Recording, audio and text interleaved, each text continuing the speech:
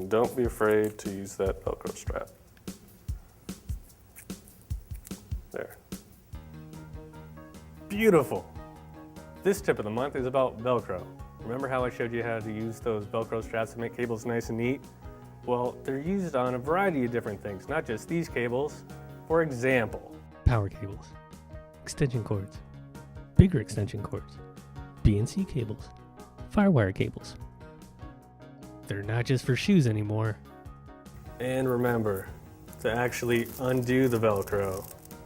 Trust me, it'll go back together. Because when you don't, and you just pull the ends out, it makes Mike very angry. Stupid ones.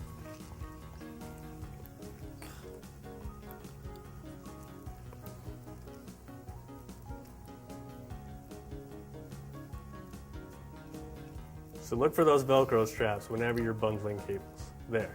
Is that so hard? You'll be all right.